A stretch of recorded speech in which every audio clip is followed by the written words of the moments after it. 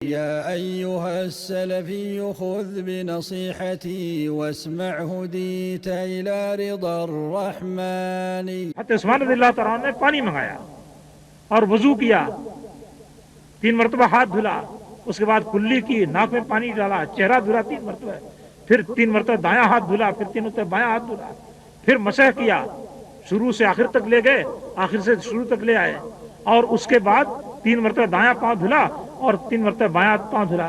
اس کے بعد کہتے ہیں کہ یہی وضو ہے نبی کریم صلی اللہ علیہ وسلم کا۔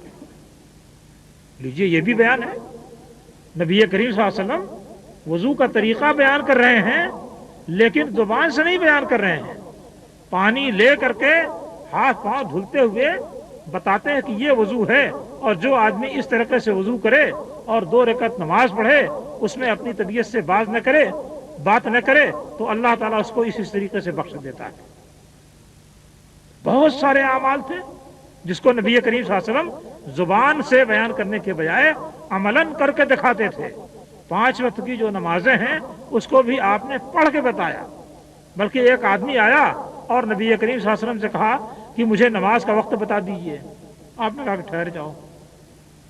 2 دن آپ نے نماز پڑھائی، یعنی 10 نمازیں پڑھائی، 5 نمازیں پہلے دن پڑھائیں اولے وقت میں، اور 5 نمازیں دوسرے دن پڑھائیں آخری وقت میں۔ 2 دن وہ آدمی بیٹھ کر کے انتظار کرتا رہا، دیکھتا رہا، تاکتا رہا۔ جب اس کی موجودگی میں 10 نمازیں آپ پڑھا چکے تو کہتے ہیں کہ اچھا تو وہ پوچھنے والا آدمی کہاں ہے؟ اس نے کہا کہ حضرت میں موجود ہوں۔ آپ نے فرمایا کہ یہی نماز کا وقت ہے۔ اس سے زبانی نہیں بتایا کہ فلاں وقت سے فلاں وقت ظہر ہے، اور فلاں وقت سے فلاں وقت تک عصر ہے، اور فلاں وقت سے فلاں وقت تک مغرب ہے۔ یہ اوقات اس طریقے سے زبانی نہیں بتائے۔ 2 دن نماز پڑھ کر کے اور 2 دن اس کو نماز پڑھا کر کے اس کے بعد کہا کہ یہی وقت ہے نماز کا، والوقت ما بین الوقتین، اور فرمایا کہ پہلے دن میں نے جس وقت نماز پڑھی اور دوسرے دن جس وقت نماز پڑھی، ان دونوں کے درمیان ہر نماز کا وقت ہے۔ پہلے دن ظہر اولے وقت میں پڑھی اور دوسرے دن آخری وقت میں پڑھی، تو پہلے دن جس وقت شروع کی اور دوسرے دن جس وقت ختم کی، ان دونوں کے درمیان کا سارا وقت ظہر کا وقت ہے۔ ایسے ہی ہر نماز کا وقت آپ نے بتایا کہ ہر نماز کا وقت دونوں نماز کے درمیان ہے۔ بہت سارے کام تھے جو آپ زبانی بیان کرنے کے بجائے عمل کر کے بتاتے تھے اور دکھاتے تھے اور اس کے ذریعے سمجھاتے تھے، کیونکہ عملاً جو کام دکھایا جائے گا وہ اس طرف پختگی سے بیٹھے گا کہ صرف زبانی کہہ دینے سے شاید وہ بات اتنی آسانی سمجھ میں نہ آئے۔ تو یہ بیان تھا۔ اب بیان کے اندر یہ بات نہیں رکھی گئی کہ جس طریقے سے قرآن مجید کے الفاظ تلاوت کی جاتے ہیں ایسے اس کے الفاظ تلاوت کی جائیں، کیونکہ اس بیان میں بہت سارا حصہ تو ایسا تھا کہ جس کے کوئی الفاظ ہی نہیں تھے، وہ تو آپ نے عمل کر کے دکھا دیا، الفاظ سرے سے نہیں تھے، یا 2-1 لفظ بیان کیا، باقی سب عمل کر کے دکھلا دیا۔ اس لیے اس بیان کو اللہ تعالیٰ نے اس پابندی سے آزاد رکھا ہے۔ اب یہ قرآن مجید اور نبی کریم صلی اللہ علیہ وسلم کا یہ بیان، یہ 2 چیزیں قرآن مجید کے ذریعے سے ثابت ہوتی ہیں، اور انہی 2 چیزوں کی مجموعی مقدار کے متعلق اللہ تعالیٰ فرماتا ہے کہ الیوم اکملت لکم دینکم واتممت علیکم نعمتی ورضیت لکم الاسلام دینا، کہ آج میں نے تم پر اپنی نعمت پوری کر دی اور تمہارے لیے تمہارا دین میں نے پورا کر دیا، اور تم پر اپنی نعمت پوری کر دی اور تمہارے لیے اسلام کو بحیثیت دین کے پسند کر لیا۔ تو قرآن مجید کے ذریعے اور اس کے بیان کے ذریعے سے اللہ تعالیٰ نے دین کو مکمل کر دیا، اس میں کسی قسم کی کوئی کمی نہیں رہ گئی، اور اب اس پر کسی قسم کی زیادتی نہیں کی جا سکتی ہے۔ اگر اس پر کوئی شخص زیادتی کرتا ہے اور جو بات نبی کریم صلی اللہ علیہ وسلم سے ثابت نہیں ہے اس کو بھی وہ اختیار کرتا ہے اور کہتا ہے کہ یہ دین ہے، تو اس سے بڑھ کر کے جھوٹا کون ہو سکتا ہے؟ اگر اس کو دین مان لیا جائے تو اس کا معنی یہ ہوگا کہ اللہ تعالیٰ نے غلط بیانی کی، دین کو پورا نہیں کیا، اور کہتا کہ صاحب دین پورا ہو گیا۔ تو اس سے بڑھ کر کے اللہ تعالیٰ کے ساتھ بے حیائی اور کیا ہو سکتی ہے؟ اس لیے دین نبی کریم صلی اللہ علیہ وسلم کے بیان اور اللہ تعالیٰ کے قرآن کے ذریعے سے مکمل ہو گیا۔ اللہ تعالیٰ کا قرآن ہمارے درمیان موجود ہے اور ہر ایک اس کو جانتا ہے۔ اس قرآن کا جو بیان نبی کریم صلی اللہ علیہ وسلم نے مختلف اوقات میں دیا اور مختلف اوقات میں کر کے بتایا، وہ بیان بھی صحابہ کی نگاہوں کے سامنے تھا اور ان لوگوں نے اپنی عملی زندگی میں اس کو داخل کر رکھا تھا، اور بعض باتیں ایسی ہوتی تھیں جو عام صحابہ کو نہیں معلوم تھی، کسی ایک کو معلوم ہیں اور اس پر عمل کا وقت آیا تو اس صحابی نے اس کو بیان کر دیا، اور اس طریقے سے معلوم ہو گیا کہ اس بارے میں نبی کریم صلی اللہ علیہ وسلم کی یہ تعلیم ہے۔ صحابہ کرام میں یہ چیز چلتی رہی اور ان کے یہاں کسی قسم کا کوئی خطرہ اور اندیشہ نہیں تھا۔ حضرت عمر رضی اللہ تعالیٰ عنہ اس بارے میں بہت زیادہ محتاط تھے، اور ان کے سامنے ایک خطرہ تھا جس کی بنا پر وہ محتاط تھے۔ وہ خطرہ کیا تھا؟ منافقین کا تھا۔ وہ جانتے تھے کہ مسلمانوں میں کچھ تھوڑے سے لوگ ایسے ہیں جو منافق ہیں، اور وہ قطعاً نہیں چاہتے کہ اسلام اپنی صحیح اور اصلی شکل میں رہے، لہذا انہوں نے اس بارے میں بڑی سختی کر رکھی تھی۔ کوئی آدمی اگر کوئی ایسی حدیث بیان کرتا جو عام مسلمانوں میں موجود نہیں ہے اور رائج نہیں ہے، اس لیے کہ اس موضوع کی ضرورت نہیں پڑتی ہے، تو وہ سختی کے ساتھ پوچھتے تھے کہ اس کا ثبوت لاؤ، اس پر شہادت لاؤ۔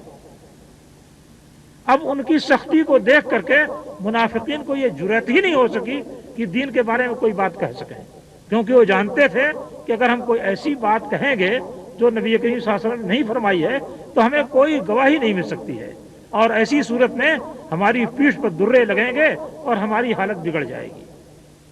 حضرت ابو موسیٰ اشعری جیسے انسان کو دیکھیے، وہ گئے حضرت عمر رضی اللہ عنہ کے پاس اور جا کر کے ان کو خطاب کیا، 3 مرتبہ سلام کیا، جواب نہیں ملا تو واپس چلے گئے۔ اس کے بعد حضرت عمر رضی اللہ عنہ نکلے کہ ابو موسیٰ اشعری نے مجھ کو بلایا ہے، تو دیکھتے ہیں کہ وہ موجود نہیں ہیں۔ پتہ لگایا کیا بات ہوئی، کیوں چلے گئے، تو بلایا گیا، ان کو پوچھا تو انہوں نے کہا کہ صاحب نبی کریم صلی اللہ علیہ وسلم نے فرمایا ہے کہ 3 مرتبہ اجازت طلب کرو، اگر اجازت دی جائے تو ٹھیک ہے ورنہ واپس ہو جاؤ۔ تو میں نے 3 مرتبہ سلام کیا، اجازت چاہی، آپ کی طرف سے کوئی جواب نہیں آیا تو واپس آ گیا۔ بات تو بالکل ٹھیک ٹھاک تھی، لیکن حضرت عمر رضی اللہ تعالیٰ عنہ چڑھ بیٹھے کہ لاؤ ثبوت پیش کرو، ثبوت پیش کرو ورنہ پھر پیٹھ پر درے لگیں گے۔ اب حضرت ابو موسیٰ اشعری رضی اللہ تعالیٰ عنہ بڑے جلیل القدر صحابہ میں سے ہیں، لیکن حضرت عمر رضی اللہ تعالیٰ عنہ نے ایسی سختی کی کہ وہ اٹھے وہاں سے اور انصار کی جماعت میں پہنچے تو لوگوں نے دیکھ کر کے پہچان لیا کہ کوئی معاملہ گڑبڑ ہوا ہے، ان کے ساتھ کوئی پریشانی پیش آ گئی ہے۔ وہاں مجلس سے پہنچے، سلام کیا، اور اس کے بعد کہا کہ آپ لوگوں میں سے کس نے یہ حدیث سنی ہے نبی کریم صلی اللہ علیہ وسلم نے؟ تو وہ لوگ ہنس پڑے، کہا کہ ہم تو سبھی لوگ جانتے ہیں اس کو، ہمارا ایک چھوٹا آدمی بھی اس کی گواہی دے دے گا۔ اس کے بعد ان لوگوں نے حضرت ابو سعید خدری رضی اللہ تعالیٰ عنہ کو بھیجا کہ جاؤ اور اس بارے میں نبی کریم صلی اللہ علیہ وسلم کے حکم کی گواہی دے آؤ۔ چنانچہ انہوں نے جا کر کے حضرت عمر رضی اللہ عنہ کے سامنے گواہی دی۔ اس کے بعد حضرت عمر رضی اللہ تعالیٰ عنہ کہا کہ دیکھو، میں نے کسی تہمت کی بنا پر یہ سختی نہیں کی تھی، لیکن میں یہ چاہتا ہوں کہ لوگ نبی کریم صلی اللہ علیہ وسلم کی طرف کوئی غلط بات منسوب نہ کر سکیں، اس لیے میں نے یہ سختی کی تھی۔ تو ان کی سختی کی بنا پر یہ فائدہ ہوا کہ منافقین کا جو طبقہ تھا اس کو کوئی غلط بات پھیلانے کا موقع نہیں مل سکا، وہ دب کر کے اس طریقے سے رہ گیا کہ پھر اس کی جرأت نہیں ہو سکی۔ بعد میں خلفائے راشدین کا زمانہ جب تقریباً خاتمے پر آیا ہے اور حضرت علی رضی اللہ تعالیٰ عنہ کے زمانے میں اختلاف ابھر کر کے سامنے آیا، جو حضرت عثمان رضی اللہ عنہ کے دور اخیر میں شروع ہو گیا تھا، تو دھیرے دھیرے گڑبڑ شروع ہوئی، گڑبڑ شروع ہوئی، کیونکہ جو لوگ بدماش تھے اور حضرت علی رضی اللہ عنہ کے پردے میں دین اسلام کو بگاڑنا چاہتے تھے، ان لوگوں نے اپنے خاص لوگوں میں فتنے پھیلانے کے لیے غلط عقائد بیان کرنے شروع کر دیے تھے۔ لیکن ابھی یہ بات منظر عام پر نہیں آتی تھی، اندر یہ بات چل رہی تھی۔ جب ذرا اور معاملہ ڈھیلا ہوا اور حضرت علی رضی اللہ تعالیٰ عنہ تقریباً اپنے معاملے میں بے بس ہو گئے اور اس کے بعد ان کو شہید بھی کر دیا گیا، تو ان لوگوں کو ذرا سا اور کھل کر بات کرنے کا موقع ملا۔ اب کچھ اس طرح کی باتیں بیان کرنے لگے جو کہ دین اسلام کے خلاف معلوم ہوتی تھی۔ یہ حالات جب گڑبڑ ہونا شروع ہوئے تب یہ مسئلہ پیدا ہوا کہ بھائی یہ تو ایک ایسا فتنہ کھڑا ہو گیا ہے جس میں یہ پتہ ہی نہیں چلتا ہے کہ کون جھوٹ بولتا ہے اور کون سچ بولتا ہے۔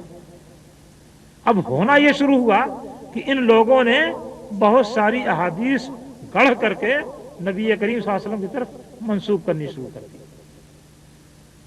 اب تک یہ صورت تھی کہ جو آدمی کہتا کہ نبی کریم صلی اللہ علیہ وسلم نے یہ بات فرمائی ہے، لوگ اس کو تسلیم کر لیتے، لیکن جب یہ فتنہ ابھرا اور شیعوں اور سبائیوں کی شکل میں بعض قومیں ظاہر ہوئیں اور انہوں نے بعض عجیب و غریب باتیں بیان کرنی شروع کی، تو اب لوگ چونکے کہ یہ تو معاملہ کچھ گڑبڑ ہے، اور اندازہ ہوا کہ یہ لوگ اپنے فتنے کو جاری رکھنے کے لیے اور اپنی غلط بات کو امت میں پھیلانے کے لیے اس طرح کی باتیں کرتے ہیں اور نبی کریم صلی اللہ علیہ وسلم کی طرف جھوٹ گڑھتے ہیں۔ اب ان لوگوں نے راستہ اختیار کیا۔ کیا راستہ اختیار کیا؟ کہ اگر کوئی شخص حدیث بیان کرتا ہے تو کہتے تھے کہ سند لاؤ، یہ بات نبی کریم صلی اللہ علیہ وسلم نے کہی ہے تو یہ بات تم کو کس نے بتائی، اس کا حوالہ پیش کرو۔ ابن عباس رضی اللہ تعالیٰ عنہ بیان کرتے ہیں، صحیح مسلم کے مقدمے میں ہے کہ جب کوئی آدمی کہتا کہ قال رسول اللہ صلی اللہ علیہ وسلم، کہ رسول اللہ صلی اللہ علیہ وسلم نے یہ بات کہی ہے، تو ہم کان لگا کے سنتے تھے اور بڑے غور سے سنتے اور مانتے تھے۔ فلما رکب الناس الصعب والذلول طلبنا منہ الاسناد، یا اس طرح کے الفاظ ہیں کہ اس کے بعد جب لوگ بے قابو ہونے والی اور قابو میں رہنے والی دونوں قسم کی سواریوں پر سوار ہو گئے، یعنی جھوٹ، غلط اور صحیح دونوں قسم کی باتیں کرنی شروع کر دی، تو اب ہم نے لوگوں کی طرف غور کرنا اور کان لگانا بند کر دیا۔ اب اگر کوئی آدمی کوئی بات کہتا تو ہم کہتے کہ سند لاؤ، یہ بات نبی صلی اللہ علیہ وسلم نے کہی ہے، اس کا ثبوت پیش کرو، تم نے کس سے سنا اور اس نے کس سے سنا۔ ابھی صحابہ کرام بہت بڑی تعداد میں موجود تھے، اگر کوئی کہتا کہ صاحب میں نے ابو ہریرہ سنا ہے تو لوگ جا کے پوچھ سکتے تھے ابو ہریرہ سے کہ آپ نے حدیث بیان کی ہے کہ نہیں کی ہے، اور فوراً اس کا جھوٹ پکڑا جاتا۔ کسی اور صحابی کا حوالہ دیتا تو یہ دیکھا جاتا کہ یہ تو یمن میں رہتا تھا، اس صحابی کے انتقال کے بعد تو یہاں آیا ہے، یہ کیسے کہتا کہ میں نے اس سے سنا، لہذا فوراً پکڑا جاتا کہ یہ جھوٹ بول رہا ہے، یہ غلط بیانی کر رہا ہے۔ اس طریقے سے اسناد کی طلب شروع ہوئی اور احادیث کے سلسلے میں احتیاط شروع ہوئی۔ اس احتیاط کو ذرا سا اور سخت کرنا پڑا، کیونکہ پہل تو سب سے پہلے جو لوگ منظر عام پر آئے وہ شیعہ حضرات تھے، اور ان کے یہاں جھوٹ بولنا کار ثواب تھا، اس لیے ان کے معاملے میں لوگوں نے سختی برتی۔ اس کے بعد ایک دوسرا طبقہ تیار ہوا جس کو خارجی کہا جاتا تھا۔ خارجیوں کے بارے میں ذرا اطمینان تھا۔ اطمینان کیوں تھا؟ اس لیے کہ وہ دوسرے لوگوں سے بھی زیادہ بڑھ کر کے سخت تھے۔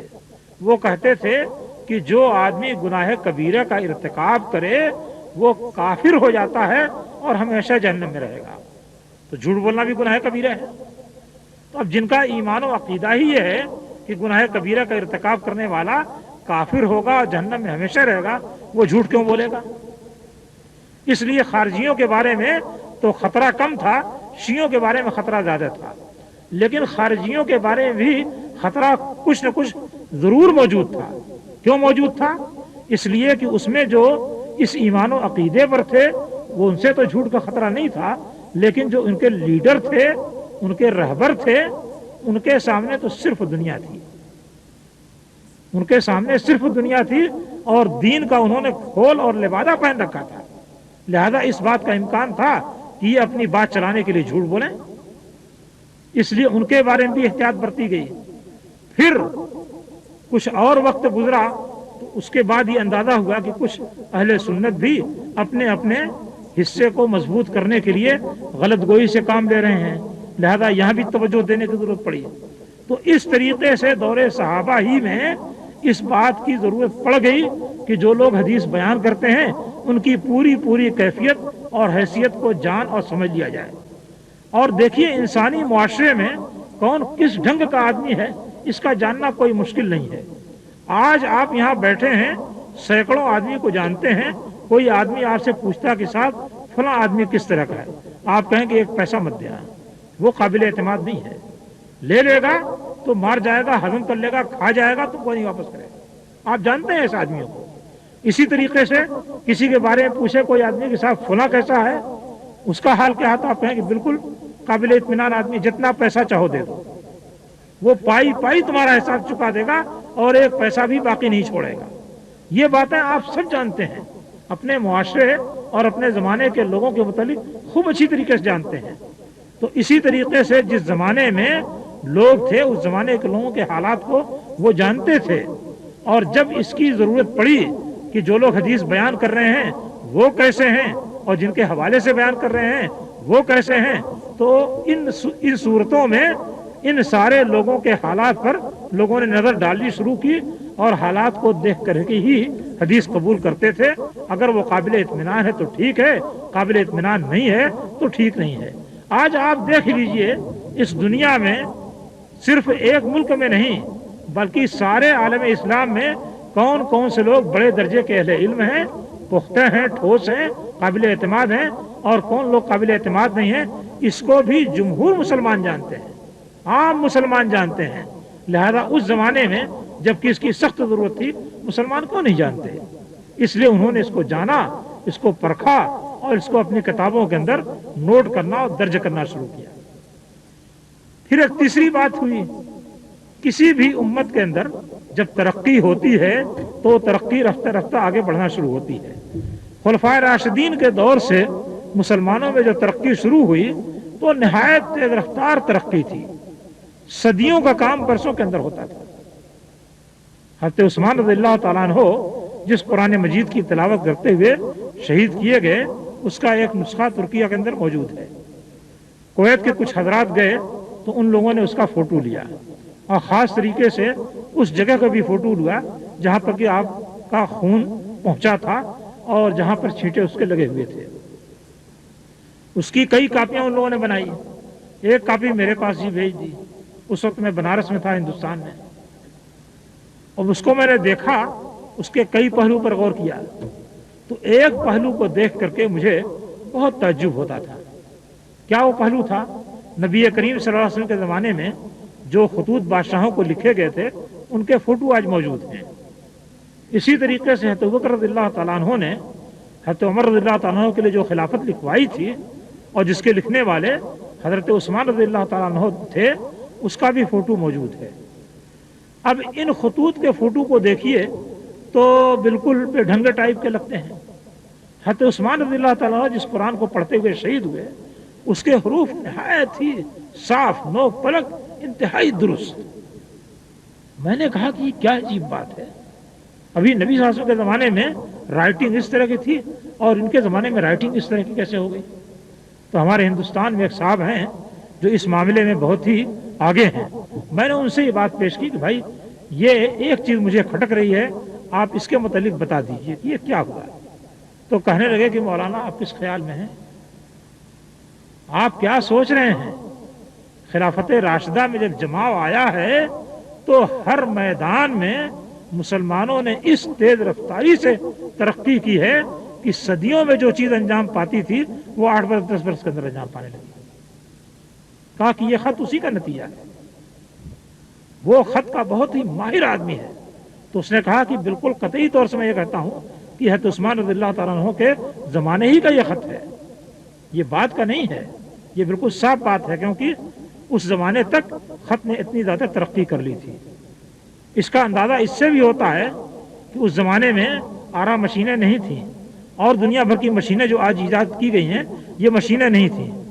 امیر معاویہ رضی اللہ تعالیٰ عنہ نے حضرت عثمان رضی اللہ تعالیٰ عنہ سے بحری جنگ کے لیے اجازت طلب کی. بڑے اصرار کے بعد حضرت عثمان رضی اللہ تعالیٰ عنہ نے ان کو بحری جنگ کی اجازت دی. تو جانتے ہیں کیا صورت ہوئی ہے؟ جس وقت اجازت ملی ہے اس وقت مسلمانوں کے پاس ایک بھی کشتی نہیں تھی, مگر سال بھر کے اندر انہوں نے 500 بحری جہازوں کا بیڑا بنوا کر کے تیار کر دیا. اس زمانے میں جبکہ ہاتھ سے لکڑی چیری جاتی تھی اور آگ میں لوہے کو گلا کر کے چولہے کے اندر گلا کر کے تب اس کی قلعے بنتی تھی. اس زمانے میں اس تیز رفتاری سے کام ہوا ہے کہ سال بھر کے اندر 500 بحری جہازوں کا بیڑا تیار ہو گیا اور مسلمانوں نے بحری جنگ کی. تو اس تیز رفتاری سے ترقی ہو رہی تھی اور اس طریقے سے ہر چیز ڈیولپ ہو رہی تھی. تو ظاہر بات ہے کہ جب یہ صورت تھی تو اس زمانے میں یہ کام بھی انجام پانا تھا کہ جو چیزیں اب تک لوگ ذہنوں میں زبانی طور سے یاد کرتے تھے اس کو تحریر میں لایا جائے۔ اس لیے صحابہ کے آخری دور میں، بلکہ خود صحابہ کے دور میں بھی بعض لوگوں نے احادیث کو قلم بند کیا اور اس کے بڑے بڑے ذخیرے تیار ہوئے، لیکن صحابہ کے آخری دور میں جبکہ تابعین عام طریقے سے موجود تھے تو اسی زمانے میں احادیث کو قلم بند کرنا شروع کر دیا گیا، اور تابعین کے دور میں کئی صحیفے احادیث کے تیار ہوئے، اور تابعین کے جو دور میں جو کچھ تیار ہوا وہ تو آج تک ہماری آنکھوں کے سامنے ہے۔ حضرت امام مالک رحمۃ اللہ علیہ یہ تابعی تھے اور ان کی موطا آج تک ہمارے درمیان موجود ہے۔ تو اس طریقے سے احادیث کو ضبط کرنا شروع کیا گیا۔ اب احادیث کو ضبط کرتے ہوئے جو فنون تیار ہوئے اتنی کثرت سے تیار ہوئے کہ آج کوئی آدمی ان پر نظر ڈالتا ہے تو اس کو حیرت ہوتی ہے۔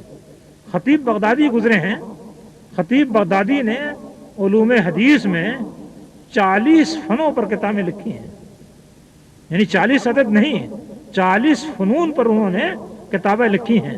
حدیث کے فنون اس طریقے سے وسیع ہونا شروع ہوئے اور اس طریقے سے ایک ایک نقطے کو لے کر کے لوگوں نے جانچنا اور پرکھنا اور بحث کرنا شروع کر دیا، اور اس بحث اور جانچ کی روشنی میں وہ طے کرتے تھے کہ یہ حدیث صحیح ہے یا حدیث صحیح نہیں ہے، کیونکہ کچھ لوگوں نے بیچ میں آ کر کے گڑبڑ مچائی تھی۔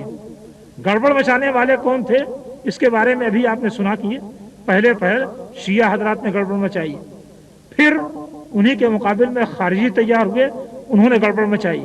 تھوڑا عرصہ گزرا، ہارون رشید مامون رشید والے کا زمانہ تھا، اس زمانے میں عقلیت پسند لوگ پیدا ہوئے اور انہوں نے احادیث کے بجائے اپنی عقل پر اعتماد کرنے کی کوشش کی، تو احادیث کو غلط ثابت کرنے کے لیے یہ جھوٹی حدیثیں گڑھ کر کے لوگوں میں چھوڑ دیتے تھے، جھوٹی حدیثیں گڑھ کر کے لوگوں میں چھوڑ دیتے تھے تاکہ یہ معلوم ہو کہ صاحب جو حدیثیں اتنی زیادہ بے عقلی کی باتیں کر رہی ہیں وہ قابل اعتبار کیسے ہو سکتی ہیں۔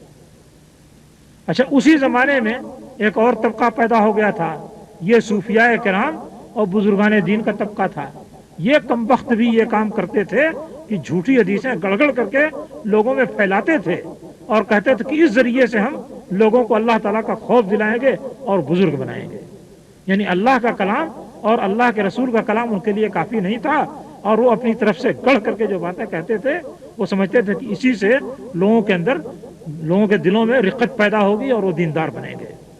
امام مسلم نے اپنی صحیح کے مقدمے میں لکھا ہے، متعدد لوگوں سے روایت کیا ہے کہ ہم نے بزرگوں سے بڑھ کر کے کسی کو احادیث کے اندر جھوٹ بولنے والا نہیں پایا۔ ما رأینا الصالحین اکثر منہم قدما فی الحدیث، یا اسی طرح کے الفاظ ہیں کہ ہم نے بزرگوں سے بڑھ کر کے احادیث کے اندر جھوٹ بولنے والا نہیں پایا۔ تو یہ ایک طبقہ بھی پیدا ہو گیا تھا زاہد تنگ نظر کا، جن کو دین کے متعلق کچھ پتہ نہیں تھا، بس سادھوؤں کے طریقے سے دنیا چھوڑ دو اور عیسائیوں کے راہبوں کے طریقے سے تو بزرگ ہو گئے، اور اگر دنیا کو صحیح طریقے سے چلاؤ تو بزرگ نہیں ہوئے، جبکہ دنیا کو صحیح طریقے سے چلانے والے اس امت کے افضل ترین انسان تھے۔ حضرت بکر رضی اللہ تعالیٰ عنہ انبیاء کے بعد افضل البشر ہیں، اور نبی کریم صلی اللہ علیہ وسلم کے وفات پاتے ہی انہوں نے دنیا کی لگام اپنے ہاتھ میں لی۔ خلیفہ کون تھا؟ حضرت بکر رضی اللہ تعالیٰ عنہ تھے، اور انہوں نے کتنی لڑائیاں کی ہیں، شاید ایسی شاندار لڑائی کسی نے بھی نہ کی ہو۔ اور پھر ان کے بعد دوسرے نمبر پر جو انسانوں میں سب سے افضل ہیں حضرت عمر رضی اللہ تعالیٰ عنہ، 12 برس تک انہوں نے اس دنیا کے اوپر حکمرانی کی۔ تو دنیا کو چھوڑ دینا یہ کوئی بزرگی نہیں ہے، دنیا کو سنوارنا یہ سب سے بڑی فضیلت کی بات ہے۔ اللہ تعالیٰ کی اطاعت کرتے ہوئے دنیا کو ٹھیک ڈھنگ سے برتنا یہ سب سے بڑی اطاعت ہے۔ دنیا کو چھوڑ کر کے فقیری کرنا اور لوگوں کے صدقے اور خیرات اور زکوٰۃ پر پلنا یہ کوئی خوبی ہے؟ یہ تو بہت بڑی خامی ہے۔ لیکن ان لوگوں کو یہی سمجھ میں آیا کہ صاحب ہم خود بھی تارک الدنیا بن جائیں اور دوسرے انسانوں کو بھی اس راستے پر لگائیں، تو ان لوگوں نے بھی احادیث گڑھنی شروع کی۔ کچھ تھوڑا عرصہ اور گزرا تو ایک اور طبقہ پیدا ہوا جو اماموں کے سلسلے میں کشمکش رکھتا تھا، تو وہ اماموں کے تعلق سے حدیثیں اس نے گڑھنی شروع کی اور بڑے بڑے لطیفے پیش آئے۔ ملا علی قاری حنفی وہ ایک کتاب ہے شرح نخبۃ النظر یا نزہۃ النظر شرح نخبۃ الفکر، اس نزہۃ النظر کی شرح انہوں نے لکھی ہے شرح نخبۃ الفکر کے نام سے. تو یہ واقعہ مشہور ہے، اس کو انہوں نے اس کتاب کے اندر نقل کیا ہے کہ اس طریقے سے گڑھنے والے لوگوں کا حال کیا تھا کہ ایک صاحب منبر پر کھڑے ہوئے اور انہوں نے شروع کیا حدثنی فلان قال حدثنا فلان قال حدثنا فلان، اس طریقے سے سند بیان کرتے کرتے کہا کہ نبی کریم صلی اللہ علیہ وسلم نے فرمایا ہے کہ یکون فی امتی رجل یقال له ابی حنیفہ هو سراج امتی. اسی طرح کے الفاظ ہیں کہ میری امت میں ایک انسان ہوگا جس کو ابو حنیفہ کہا جائے گا، جو میری امت کا چراغ ہوگا، اور ایسا ہوگا ویسا ہوگا. وَيَكُونُ فِي أُمَّتِي رَجُلٌ أَضَرُّ عَلَىٰ أُمَّتِي مِنْ إِبْلِيسَ يُقَالُ لَهُ محمد بن ادریس. اور میری امت میں ایک انسان ہوگا جو کہ امت کے لیے ابلیس سے بھی زیادہ نقصان دہ ہوگا، اس کو محمد بن ادریس کہا جائے گا. محمد بن ادریس کون ہے؟ امام شافعی رحمۃ اللہ علیہ. تو اس نے کھڑے ہو کر کے منبر پر یہ حدیث بیان کی، اور جیسے ہی بیان کی دھم سے گر پڑا، بے ہوش ہو کر کے دھم سے گر پڑا. اللہ تعالیٰ نے وہیں اس کو یہ سزا دی. تو بہرحال اس طریقے سے اس معنی میں بھی حدیثیں گڑھنے والے لوگ پیدا ہوئے. تو جب اس طرح کے لوگوں کا وجود ہونا شروع ہوا تو جیسے جیسے اس طرح کے بدماش لوگ وجود میں آتے گئے، محدثین نے اسی حساب سے شکنجہ چست کرنا شروع کیا اور کسنا شروع کیا کہ کوئی نکل کے نہ جا سکے. گروہ ایک جویا تھا علم نبی کا، لگایا پتہ جس نے ہر مفتری کا. یہ علم نبی کے تلاش کرنے والے تھے، جو جھوٹ بولنے والا تھا کسی کو بھی چھوڑا نہیں. انہوں نے کیا قافیہ تنگ ہر مدعی کا، جس نے بھی کسی حدیث کا دعویٰ کیا اس کا قافیہ تنگ کر دیا. جب تک ثبوت پیش نہ کر سکے تب تک اسی حدیث قبول نہیں کی. نہ چھوڑا کوئی گوشہ کذب خفی کا، پوشیدہ سے پوشیدہ بھی کوئی جھوٹ تھا تو اس کو انہوں نے چلنے نہیں دیا. تو محدثین نے اس طریقے سے احادیث کی حفاظت کی اور ایسا معیار بنایا کہ کوئی انسان کوئی جھوٹ داخل نہیں کر سکتا ہے. آپ دیکھتے ہیں بہت ساری حکومتوں میں یہ نوٹ جو چلتا رہتا ہے، لوگ جعلی نوٹ بھی بنا کر چلانا شروع کر دیتے ہیں، لیکن وہ جعلی نوٹ پکڑا جاتا ہے، مگر ہر انسان آسانی سے نہیں پکڑ سکتا ہے. تو یہ محدثین جو تھے یہ کسی جعلی نوٹ کو چلنے نہیں دے سکتے تھے.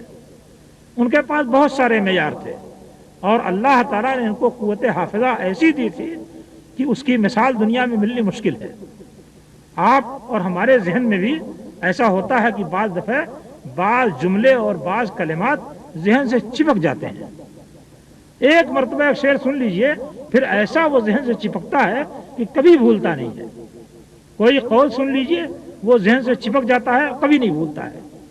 بعض شاگرد ہیں، بعض ایسے الفاظ استعمال کر دیتے ہیں کہ وہ کبھی نہیں بھولتے ہیں. میں بالکل نوعمر تھا، پڑھ کر کے فارغ ہوا اور ایک صاحب پڑھنے کے لیے آئے، آج وہ مکہ کے اندر موجود ہیں. انہوں نے ایک بات پر ایک جملہ ایسا کہا کہ آج تک اس کا ایک لفظ نہیں بھولا ہے، اور ان کا نام سوچتے ہی وہ جملہ فوراً ذہن میں آ جاتا ہے. تو ہمارے اور آپ کے ذہن میں بھی بعض جملے اور فقرے اس طرح چپک جاتے ہیں کہ وہ پھر ادھر نہیں سکتے، آپ کبھی اس کو بھول نہیں سکتے. محدثین کو صحابہ سے لے کر کے محدثین تک جو طبقہ گزرا ہے، اس طبقے کو نبی کریم صلی اللہ علیہ وسلم کے اقوال سے اتنی دلچسپی تھی اور اس قدر لگا تھا کہ جو باتیں بھی آپ کے تعلق سے انہوں نے سنی اس کو کبھی بھولے نہیں. اور اس زمانے میں بھی بعض افراد ہوئے ہیں. ہمارے استادوں کے استاد میں سے مولانا محمد صورتی تھے. مولانا محمد صورتی کا حال یہ تھا کہ ان کو 70,000 اشعاریات تھے. عربی زبان کے 70,000 اشعاریات تھے، جس میں سے 16,000 یا اس سے زیادہ اشعار ان کو دور جاہلیت کی یاد تھے. اور ان کے علاوہ مولانا ابو الخیر برق، اسی لکھنؤ کے رہنے والے رائے بلی کے مولانا ابو الخیر برق ابھی بہت جلد گزرے ہیں، ہماری زندگی موجود تھے اور میری ان سے ملاقات بھی ہے. ان کا کیا حال تھا؟ 36,000 حدیثیں میں سند کی جاتی ہیں. اس انسان کو 36,000 حدیثیں زبانی میں سند کی یاد تھیں. اور سند بھی کہاں سے؟ بخاری کی ایک حدیث اگر ان کو پڑھنی ہے تو اپنے آپ سے شروع کرتے، حدثنی فلان، اور وہاں سے چلتے ہوئے امام بخاری سے گزرتے ہوئے نبی کریم صلی اللہ علیہ وسلم تک جاتے تھے۔ یہ تقریباً 1400 برس کا زمانہ، اس پوری مدت میں جتنے لوگوں نے ایک دوسرے سے سنا ہے پورے سلسلے کے ساتھ ہو، اتنی حدیثیں ان کو یاد تھی۔ تو اللہ تعالیٰ نے بعض لوگوں کو اس طرح کا ملکہ دیا ہے۔ تو ایک تو ان کی زبانی یادداشت کا حال یہ تھا، دوسری چیز یہ تھی کہ ان کے ہاں بیاض ہوتا تھا، کاپی ہوتی تھی۔ کوئی محدث جو ہے اپنی زبانی یادداشت پر آسانی سے اکتفا نہیں کرتا تھا، زبانی بھی یاد رکھتا تھا اور کاپی کے اندر نوٹ بھی کرتا تھا، اور جب اس کو پڑھانا ہوتا تو اس کے سامنے 20 شاگرد ہیں، 25 شاگرد ہیں، 50 شاگرد ہیں، کبھی 100 ہیں، 200 ہیں، 400 ہیں۔ اب ان کو وہ پڑھاتا حدیث تو اس کے پڑھانے کی شکل کیا ہوتی تھی کہ کاپی کے اندر حدیث لکھی ہے، ایک ایک لفظ املا کراتے تھے، ایک ایک لفظ املا کراتے تھے، اور ہر شاگرد اس کو لکھتا جاتا تھا۔ جب 2 ورق 4 ورق جتنا لکھانا ہے اتنا لکھا چکے تو اس کے بعد اب سبق بند۔ سبق بند کا مطلب یہ نہیں کہ چھٹی ہوگی اور چلے جاؤ، یہ نہیں۔ اب بند کرنے کے بعد کوئی شاگرد پڑھتا یا استاد خود پڑھتا۔ اب میں پڑھ رہا ہوں، جو کچھ میں بول رہا ہوں اپنی کاپی کے اندر دیکھتے جاؤ، کہیں کوئی لفظ تو چھوٹا نہیں، کوئی حرف تو چھوٹا نہیں، کہیں کوئی کمی تو نہیں ہوئی، کوئی زیادتی تو نہیں ہوئی، کوئی چیز دوہرا کر کے تو نہیں لکھ گئی، سب دیکھتے جاؤ اور اپنی اپنی کاپی کو درست کرتے جاؤ۔ ہر شاگرد اپنی کاپی کو درست کر لیتا، درست کرنے کے بعد بھی کام ختم نہیں ہوتا تھا، اس کے بعد استاد کی کاپی پر اس کو پیش کرو۔ ہر طالب علم اپنی کاپی پڑھے اور دوسرے سب لوگ سنیں تاکہ پتہ چلے کہ کہیں کوئی گڑبڑ تو نہیں ہے۔ اتنی احتیاط کے ساتھ احادیث کو لکھواتے۔ اب ایک طبقہ جو پڑھ رہا ہے وہ پڑھ کر کے فارغ ہو، دوسرا طبقہ آ گیا، تیسرا طبقہ آ گیا، چوتھا طبقہ آ گیا۔ ظاہر بات ہے کہ ایک شخص اگر 25 سال 30 سال یا 40 سال پڑھا رہا ہے تو 25-30 طبقے 40 طبقے تو اس طرح کے پڑھنے والے ملیں گے ان کے ہاں، انہوں نے پڑھا ہے، لکھا ہے، احادیث ہے۔ اب اتنے لوگ موجود ہیں، اس ایک آدمی سے روایت کرنے والے اور بیان کرنے والے اتنے لوگ موجود ہیں۔ ایک حدیث کو ایک سند سے اتنے سارے لوگ بیان کرتے ہیں، اور بڑے بڑے جو ائمہ فن تھے ان کے سامنے یہ سارے طریقے اور ساری سندیں ہوا کرتی تھی۔ اب ایک تیسرا آدمی آ جائے اور اس شیخ کے متعلق کہے کہ صاحب انہوں نے فلاں سند سے ایسے ایسے یہ حدیث روایت کی ہے، چل پائے گا؟ کوئی حدیث گڑھ کر کے کہے کہ اس شیخ نے فلاں حدیث بیان کی ہے اس طریقے سے۔ اب یہ 25 سال کے اندر پڑھنے والے جتنے شاگرد ہیں، جتنے طلبہ ہیں، ان میں سے کسی کے پاس وہ حدیث نہیں ہے، تو تمہارے پاس آئی کہاں سے وہ حدیث؟ ظاہر بات ہے کہ اس کی ایک کاپی ہے، اس کے پاس حدیثوں کی ایک مقدار ہے، انہی کو وہ ہمیشہ بیان کرتا ہے۔ تو جب 25 سال تک اس نے سینکڑوں طلبہ کو یہ حدیث پڑھائی اور ان میں سے کسی ایک کے پاس بھی وہ حدیث نہیں ہے، اور باہر کا ایک آدمی کہتا ہے کہ صاحب اس نے فلاں حدیث بیان کی، کس بنیاد پر کہہ رہا ہے؟ فوراً پکڑا جائے گا۔ اس لیے محدثین نہایت آسانی سے کسی بھی جھوٹ بولنے والے کو پکڑ لیتے تھے اور چھوٹنے نہیں دیتے تھے۔ یحییٰ بن معین کے سامنے، امام یحییٰ بن معین بہت مشہور آدمی ہیں، ان کے سامنے ایک مرتبہ کسی نے حدیث پیش کی، اور جو سند معروف ہے صحت کے اعتبار سے اس سند سے اس نے حدیث پیش کی۔ جیسے ہی حدیث پڑھ چکا یہ کہتے ہیں کہ یہ جھوٹ ہے، یہ گڑی ہوئی حدیث ہے، اور اس کے بعد کہتے ہیں کہ دیکھو میں اس وقت اس کی دلیل تو نہیں دے سکتا مگر حدیث گڑی ہوئی ہے، اس کو میں جانتا ہوں۔ تو ایسا ذوق ہو گیا تھا، جیسے سونے چاندی کے سکے چلتے تھے تو اس کے پہچاننے والے لوگ ہوتے تھے، ان کے پاس ذوق ہوتا تھا، ہاتھ میں لیا اور پہچان لیتے تھے۔ ہمارا ہی ایک ساتھی تھا عبداللطیف نام کا، اب بھی موجود ہے، وہ ایک زمانے میں کنڈکٹری کرتا تھا اور اس وقت چاندی کے پیسے چلتے تھے۔ وہ بتاتا ہے کہ شام کو سارے کنڈکٹر لوگ جب آ کر کے میرے پاس پیسے جمع کرتے تو کانپتے رہتے تھے، کیونکہ پیسے جمع کرتے میں گنتا جاتا گنتے الگ کر دیتا، گنتے کسی ایک سکے کو الگ ڈال دیتا، جس سکے کو الگ ڈالتا کہتا ہے کہ یہ جعلی ہے، اس کو لے جاؤ، یہ کھوٹا سکہ ہے۔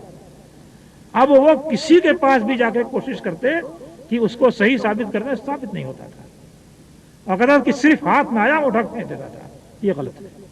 تو اس طرح کی مہارت ہو جاتی ہے. تو فن حدیث کے سلسلے میں ائمہ کو اسی طرح کی مہارت تھی. اتنا زیادہ ان کا احساس درست ہو چکا تھا کہ جیسے ہی کوئی غلط حدیث کسی نے بیان کی وہ فوراً پکڑ لیتے تھے. تو اس طریقے سے احادیث نبی کریم صلی اللہ علیہ وسلم کے بعد تھوڑی سی صحابہ کرام کے زمانے میں جمع ہوئیں, اس کے بعد تابعین نے اس کو جمع کیا, اس کے بعد ائمہ دین کا زمانہ آ جاتا ہے اور انہوں نے احادیث کو جمع کیا اور مختلف قسم کی بیاضوں میں ان کو جمع کر کے رکھا. آج بھی وہ بیاضیں بہت بڑی تعداد میں موجود ہیں, سینکڑوں کی تعداد میں موجود ہیں, اور حدیث کا ذخیرہ ان کتابوں کے اندر موجود ہے.